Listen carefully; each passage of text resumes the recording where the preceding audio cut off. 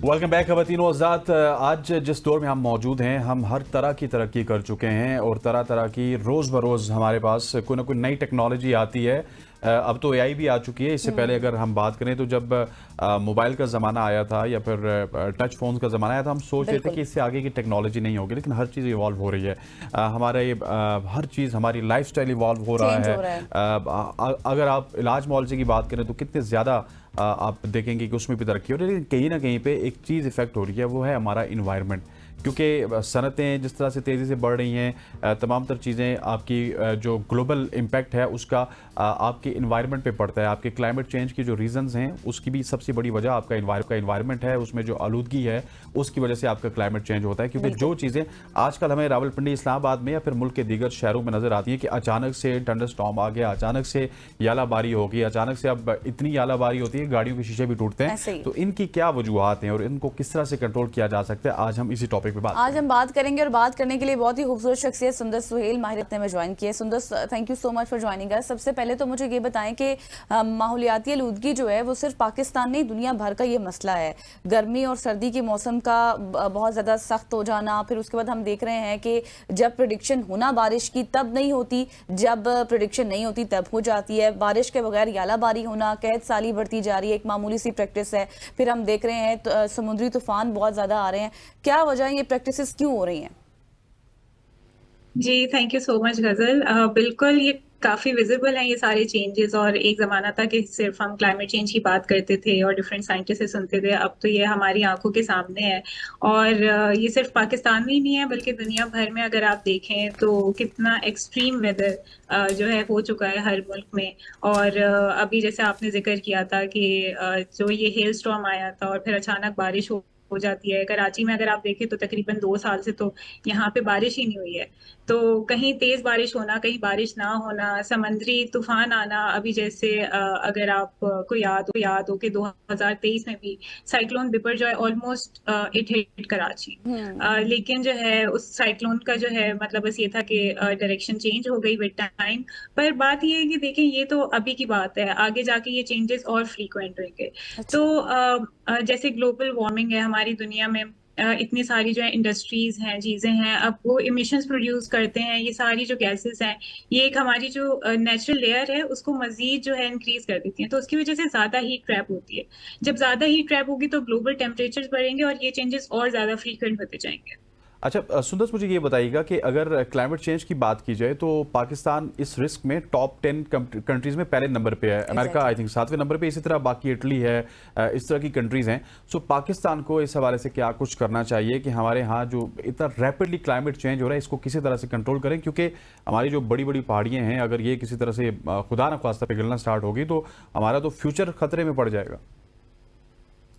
जी, पाकिस्तान जो है 5th most vulnerable country है क्लाइमेट चेंज पे। उसके अलावा जो दूसरी कंट्रीज हैं जिसमें इंडिया है, यूएसए और चाइना है, ये टॉप मोस्ट कंट्रीज में आती हैं क्योंकि इनके कार्बन डाइऑक्साइड इमिशंस बहुत ज्यादा है।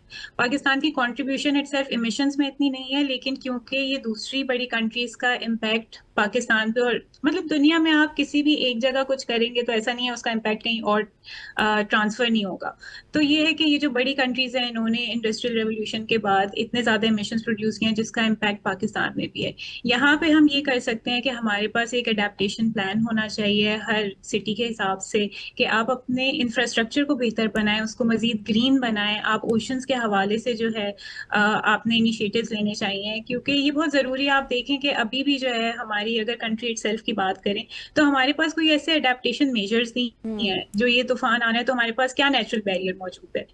अब बिल्कुल। फॉर एग्जाम्पल आपके पास ये मैंग्रोव्स होते हैं, तो this is the natural barrier to protect you from floods. तो अगर इसकी कटिंग इतनी ज्यादा होती रहेगी, डिफोरेस्टेशन इतनी होती रहेगी, तो फिर आप प्रोटेक्ट नहीं कर पाएंगे अपने आप को। फिर आपके पास इंफ्रास्ट्रक्चर मौजूद है, आप उसको मजीद बेहतर बनाएं। अब 2020 की बात है कि जब यहाँ पे हैवी रेनफॉल हुई थी कराची में, तो तकरीबन 400 मिलीमीटर से ज्यादा की बारिश की वजह से वो नेचुरल ड्रेनेज सिस्टम ही आपका चौक हुआ है, जो लियारी रिवर जिसको हम कहते हैं। तो उसके चौक होने की वजह से वो फ्लो ही नहीं कर पाया और सारी अर्बन फ्लडिंग का हमने जो है वो पूरा मनाजिर देखा था न्यूज में। तो ये चीजें जो है बहुत जरूरी है कि गवर्नमेंट की तरफ से भी इनिशिएटिव्स होने चाहिए और इंडिविजुअल लेवल पे भी। आप इतना कचरा जो है वो फेंक रहे होते हैं, तो उसकी मतलब आप रिजल्ट्स देख सकते हैं कि इवेंचुअली वो आपको इम्पैक्ट कर रहा होता है। अच्छा सुंदर साहब, आपने भी कचरे की बात की ना, तो साइंटिस्ट आज से बहुत साल पहले ये बात कर चुके थे कि जिस बर्क रफ्तार से तब्दीली आ रही है इसका इम्पैक्ट होगा फ्यूचर में। तो अब हम देख रहे हैं कि वो सारा असर हमें नज़र भी आ रहा है। और इसके साथ साथ अगर हम बात करें ना आलूदगी के हवाले से, तो रोज़ बरोज़ जो बढ़ती हुई आलूदगी है, अगर हम उसको ख़त्म कर भी दें तो फिर भी जो पानी, फ़िज़ा और जो मिट्टी में आलूदगी पाई जाती है उसको ख़त्म करने में हमें सालों लग सकते हैं। आप क्या समझती हैं, इस हवाले से क्या स्टेप्स लिए जाने चाहिए? देखिए, जो डैमेज हमने इतना ज्यादा कॉज कर दिया है तो उसका तो सिर्फ हल यही हो सकता है कि आप मजीद इसको खराब ना करें, और जो डैमेजेस ऑलरेडी हो गए हैं उनके लिए इंटरवेंशंस ली जाएं, उनके लिए प्रोजेक्ट्स जो हैं वो इंट्रोड्यूस किए जाएं, जिससे जो है हम ये बेहतर बना सकते हैं। अब अगर आप प्लास्टिक का ही मसला देख लें तो प्लास्टिक पोल्यूशन कितनी है दुनिया भर में, और एग्जैक्टली। पाकिस्तान में तो मजीद जो है इसकी मतलब ना कोई बैन है। चले, मैंने देखा है कि लाहौर या इस्लामाबाद में कुछ एक सिंगल यूज प्लास्टिक पे तो गवर्नमेंट ने कुछ इनिशिएटिव्स लिए हैं, लेकिन इसके अलावा जो दूसरे ममालिक हैं या दूसरे शहर हैं उसमें आप देखें कि प्लास्टिक का एक्सटेंसिवली इतना यूज है और वो डेली बेसिस पे इतना कचरा प्रोड्यूस होता है। सिर्फ 8 मिलियन टन जो है आप दुनिया भर में देखें कि प्लास्टिक ओशन में एंड अप होता है। तो this is a huge number, और एनुअली अगर हम 400 मिलियन टन प्लास्टिक प्रोड्यूस करें तो this is a concerning point कि हम जो है कोई ऐसे इंटरवेंशन की तरफ या प्रोजेक्ट्स की तरफ नहीं जा रहे कि जिससे हम माहौल को बेहतर बना सकें। माहौल बिगड़ चुका है काफी ज्यादा, हमारी एयर भी इतनी पॉल्यूटेड है, आप ये देखें कि WHO के स्टैंडर्ड से क्रॉस कर गई है। हम हर साल देखते हैं स्मोक का इशू होता है लाहौर में, कराची की फिजा आलूदा है, फिर उसके अलावा फैसलाबाद में भी ये मसाइल शुरू हो गए हैं। तो आप ये देखिए 20 to 60 times higher than WHO standard. तो this is absurd, this is very concerning कि आपने ऐसे क्या इकदाम लिए हैं गवर्नमेंट की तरफ से और एज एन इंडिविजुअल। तो ये बहुत जरूरी है कि इस पे जो है फोकस किया जाए। अच्छा सुंदर, it's always a two way traffic. किसी वक्त हम गवर्नमेंट को भी बताते हैं कि आपको क्या करना चाहिए, लेकिन हमारी जो पब्लिक है उसको भी क्या कुछ करना चाहिए, ये हमें बताइएगा ताकि किसी तरह से ये हम इसकी प्रिवेंशन की तरफ जाएं और क्लाइमेट चेंज के इतने जो इफेक्ट्स हैं जो हमारे मुल्क को स्पेशली इफेक्ट कर रहे हैं उससे हम बच सकें।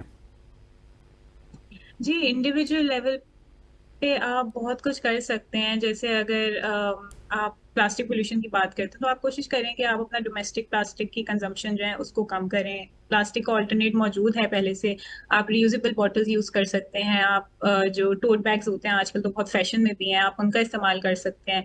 फिर उसके अलावा ये कि कचरा ना फेंकें सड़कों पे, कोशिश करें कि हर एक शहरी जो है एक दरख्त जरूर लगाए, बहुत इंपॉर्टेंट है। हम जो है छोटी छोटी प्रैक्टिसेस ऐसी अडॉप्ट कर सकते हैं जो कि मतलब चेंज ला सकती हैं अगर आप में अवेयरनेस होगी। अब फॉर एग्जांपल कि मैं एक ये बड़ी अच्छी चीज सोचती हूँ कि देखें, इन्वायरमेंटल नॉलेज के हवाले से बात तो होती रहती है, लेकिन इसको बकायदा तौर पे करिकुलम का अगर हम पार्ट बना दें बच्चों के स्कूल्स में, कॉलेजेस में, तो इससे बहुत बड़ा एक डिफरेंस आएगा। फिर पेरेंट्स भी एडवोकेट करें इस चीज के हवाले से, और हर किसी को जो है इस हवाले से बात करनी चाहिए, क्योंकि इसका इम्पैक्ट अब हम देख रहे हैं अपनी डेली बेसिस पे, और हमें प्रिपेयर होना चाहिए आगे के लिए। तो ये छोटी छोटी चीज हैं कि जो हम इंडिविजुअल लेवल पे कर सकते हैं।